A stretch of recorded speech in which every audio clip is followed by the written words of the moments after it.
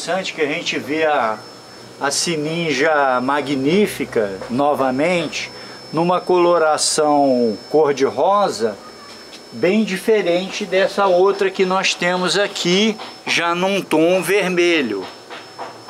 As sininjas têm como característica essas batatas, ou bulbos na verdade, que estão ali, onde armazenam ali toda a alimentação. Porque são plantas que dão em paredes de pedra e que na época do inverno, elas não têm água, não têm como praticamente se abastecer. Então, por isso, elas ficam tão grandes assim, as batatas, ó, se hidratando no verão, para justamente que no inverno elas possam utilizar esse material como meio de sobrevivência. Então, são plantas bem interessantes. São uma planta que aqui na frente nós temos outra. Aqui temos uma bromélia já brotando, ela já floresceu e agora estão dando as novas plantas que irão florescer no ano seguinte. Essa bromélia aqui foi uma bromélia descoberta por mim, que tem recebeu o nome de Vrisia grandiflora, justamente pelo tamanho muito grande da flor.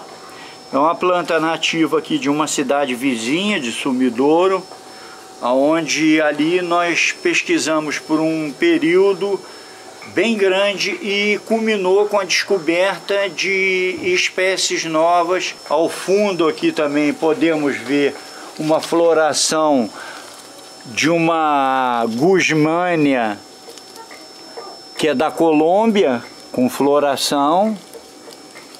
É uma planta de uma variedade diferente, a Guzmania sanguínea breve pedicellata, que é uma planta já mais rara do que a sanguínea tipo.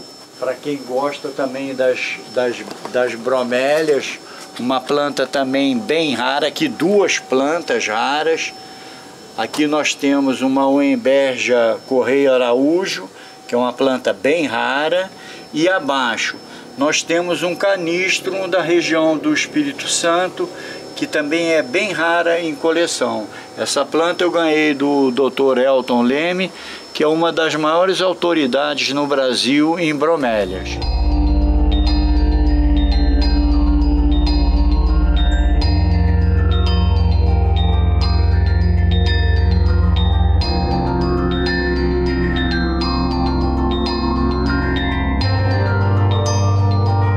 São as mudas de tilânsias, que são plantas raras e que já estão brotando. Aqui, essas plantinhas aqui, são mudas da Bigônia friburguensis, que são raras também. Eu já estou semeando. Isso aqui de uma equimeia, uma bromélia, que eu comprei no Jardim do Burlemax do Amazonas e que eu já estou reproduzindo. Aqui, ó, é um Nematanthus da família da Gesneriaceae também, que eu coletei uma cápsula de semente no mato e já estou com ela aqui também. E aqui algumas micros que eu vou desmembrando, dividindo, para enviar para outras pessoas, para outros botânicos.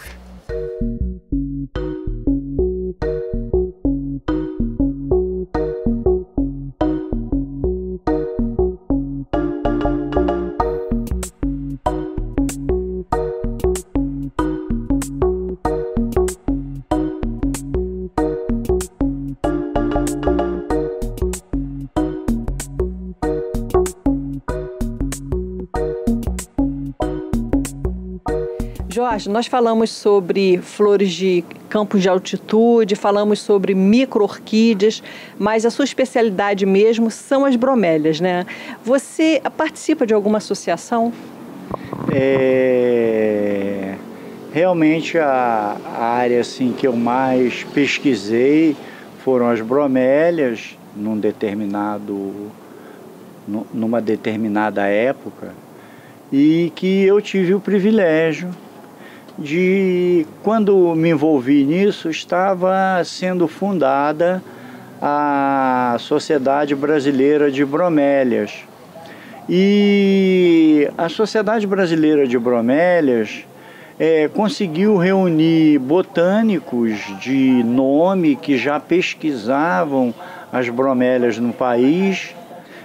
Então a Sociedade Brasileira de Bromélias conseguiu reunir grandes botânicos e também algumas fundações, como na época a Fundação Roberto Marinho, né, que prestava apoio e financiava até alguns projetos de pesquisa em campo, e isso proporcionou o alavancamento dessa família botânica ao nível que hoje nós estamos, porque até então a bromélia não tinha o devido espaço que lhe cabia dentro da botânica nacional e até internacional. O papel dela, não só como uma planta extremamente ornamental, mas como uma planta de uma importância fundamental dentro do bioma onde ela vive. Por quê? Porque a bromélia, no seu cálice, onde ela acumula aquela substância líquida, que já não é água, aquilo já é um líquido, porque são insetos que estão vivendo ali dentro, são folhas que caem ali dentro, insetos que caem e morrem ali dentro. Então aquela água se transforma de modo que já é um líquido aquoso, mas que já não é mais água. Tanto que em pesquisa desenvolvida na época, através da Sociedade Brasileira de Bromélia, Fiocruz e Conlurb, no auge da dengue, foi comprovada de que as larvas do Aedes jamais conseguiam sobreviver dentro deste ambiente tão hostil a ele, porque ele encontrava ali dentro muitos predadores. Então eu acho que o povo brasileiro recorre pouco à história isso, então coisas que já ocorreram e que fizeram parte da nossa história, muitas das vezes nós nos esquecemos desses fatos e que seriam tão importantes numa atualidade. Mas então aqui fica esse registro de que nada tem a ver bromélia e dengue.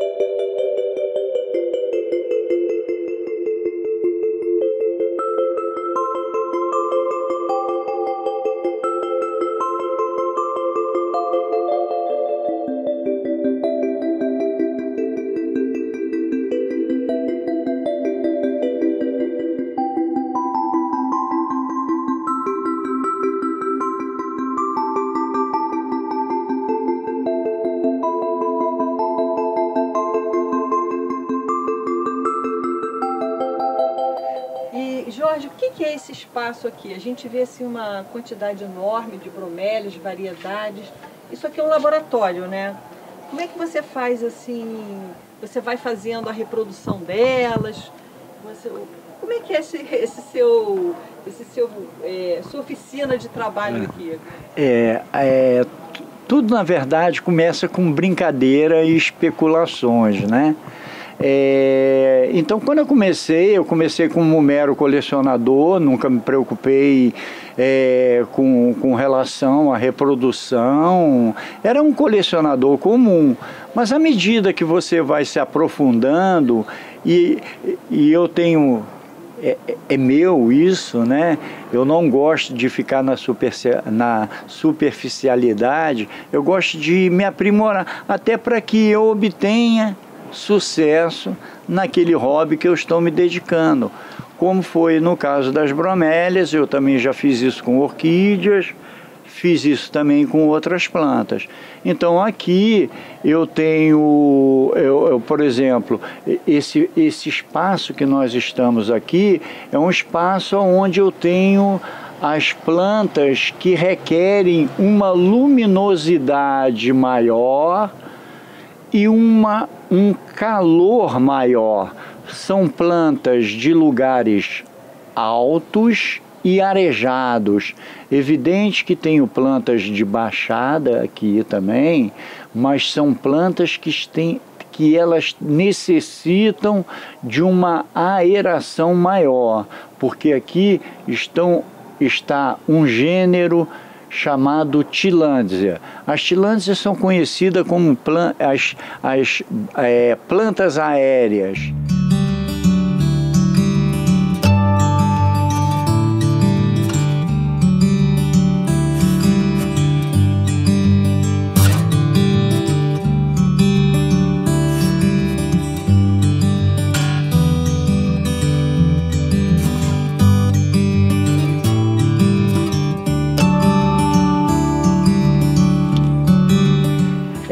Você pega uma bromélia dessa e você não necessita nem plantá-la. Você pode deixá-la pendurada sem colocar qualquer substrato ou vaso, o que quer que seja. Pendure num aramezinho, evidentemente encapado com plástico, porque a química que contém no arame vai queimar as folhas dela, mas se você envolver isso num plástico ou um fio, né, elétrico, você enrola e deixa ele pendurado, ela pendurada nesse fio, e só der água a ela vai viver, vai dar flor, vai dar raiz, vai dar filhotes, e não precisa de nada, porque o que contém na água, mais o que contém no ar e a fotossíntese que ela vai proceder, serão suficientes para mantê-la saudável. Dizem alguns botânicos que é uma das famílias mais evoluídas que tem, porque ela não necessita de nada, ela não precisa a raiz é mera fixação. Eu tenho plantas comigo que tem mais de 10 anos e que nunca soltou uma raiz sequer, e todo ano ela floresce e não solta a raiz. Ela vai se desenvolvendo, ela é como a cana de açúcar, ela desenvolve no sentido vertical, então ela sempre vai para cima, ela não dá lateralmente, então ela vai crescendo, subindo, dando as folhas, mas não solta a raiz. Agora você mostrou uma que é muito linda, você chama de chuva de prata, né? Ela é de Friburgo? Não. De onde ela é? Aquela planta é peruana. O nome dela é Tillandsia tectorum. Essa planta é interessante porque ela dá na região do deserto de Atacama, e ali em determinada... E ela forma colônias. Então, no deserto, onde tem regiões rochosas, elas tomam toda a rocha, ficam como corais, né, em cima das rochas, mas assim, então tem rochas com 100 metros, ela fica 100 metros daquela planta. Então, em determinada época do ano, folclore de algumas cidades, eles coletam essas plantas, fazem colchões e que as crianças pulam em cima para brincar. Eles dizem que é um agradecimento à fertilidade, à criança e à planta. E após aquilo ali, eles fazem isso numa época em que elas estão com as sementes. Então, quando as crianças pulam ali, as sementes se misturam nela, como ela é toda porosinha, ela tem essa parte branca que ela tem, o nome daquilo é tricomas. Ela tem uns tricomas grandes como cabelinhos. Então as sementes se desprendem, colam naquilo e após essa brincadeira, as crianças pegam aquelas plantas e vão aos locais de caminhões levados pelos adultos e recolocam todas aquelas plantas que, aspas, foram amassadas e que estão cheias de sementes, eles cobrem as pedras e ali elas tornam a germinar e assim por anos e anos eles vêm mantendo essa tradição nessa região. E Jorge, essa planta chegou numa cartinha aí, eu queria que você mostrasse para a gente como é que vocês fazem essa permuta aí de espécimes aí. Isso aqui eu recebi uma correspondência agora. Que elas chegam, né? É, assim que elas chegam, através de cartas. Né?